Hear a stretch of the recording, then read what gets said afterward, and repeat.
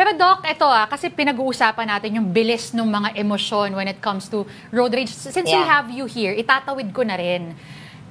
Yung napansin natin, mabilis pa din sa 4:00 naman ang pila ng mga tao at mga Pilipino pagdating dun sa loto dahil nga napakalaki nung jackpot. Gusto lang namin malaman, bakit nga ba ganito ka-interesado ang mga Pilipino sa loto and other games of chance? Bakit patok na patok to sa ating mga Pinoy? Kasi they see it as a way to financial gains, no? Kasi, syempre, mahirap magtrabaho, di ba? Mahirap makakuha ng how many millions, no? With the type of work that we have. So, games of chances are very, how do you call this? Very exciting and teasing. Kasi easy money yan eh. And that's the reason why people can get addicted, no?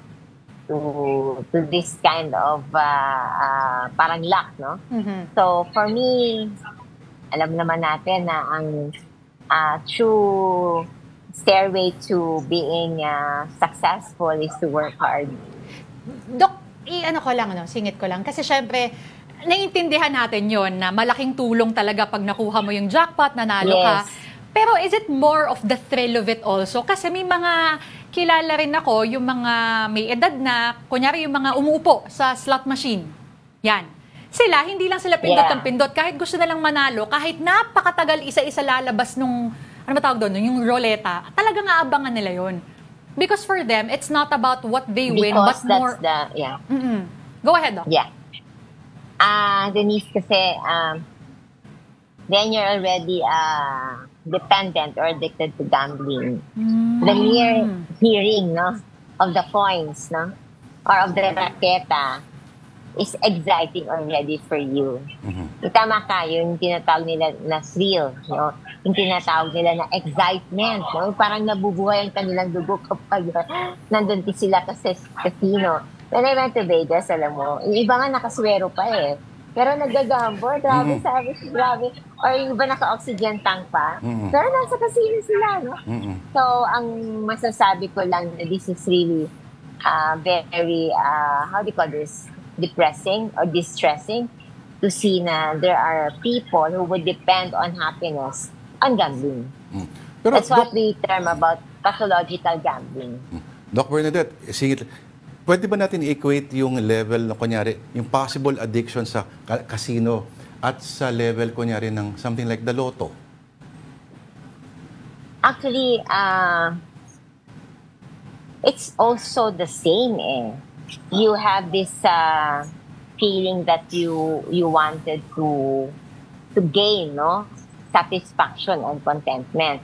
Dito naman sa pathological gambling, it's more of an addiction, something wherein you have to do, and parang buhay mo na siya kapag ganun. It's your life, no? When you are in the casino, you feel good. Doc, hindi alam ng mga addicts na sila. So, kunyari, paano natin malalaman kung pagdating kunyari sa gambling, na may gambling problem na ako? Yun nga ang problema kasi maano yung denial nila sa gambling, no? They feel like it's not, they feel like it's not an abnormal one, no? So, minsan, ang mga pamilya na magsabi, oy, ikaw, 1 milyon na nawala sa bangko mo, no? And they feel like, hindi, babawi din ako yun. It's more a bawi-bawi. That's the real problem kasi at times they wouldn't realize na ano na pala sila, nabenta na nila yung kanilang bahay or yung kanilang kotse. Pag bahay na binenta, ibang usapan. Yung mga collaterals nila. And this is really a big problem. Doc, classic hirit na.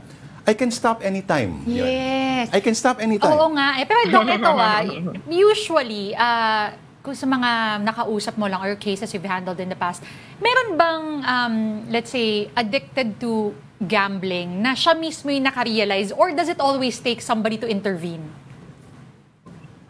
Based dun sa mga pasyente ko who were gamblers, usually they have denial na may sakit sila. Kasi nga it's thrilling. It is satisfying for them, no? So parang happy sila kapag nag-gamble sila. And they don't see it as something wherein it is an illness. Kaya nga nare-rehabilitate sila. And in that case, doon nila nare-realize kasi nakita na nila, their families already hard with money, wala na silang money and everything. So there goes this problem. Dok, ano lang kasi kanina pinag-uusapan namin ni Lord yung habit na 'di ba yung may trigger, may routine, tapos may reward. Kung ikaw addicted na sa gambling, what is the possible routine or alternative that you can do to avoid going to the casino, or maybe as simple as just gambling with people, outside of the casinos? We have to share this point that when you go into gambling, it's not just the gambling problem, no?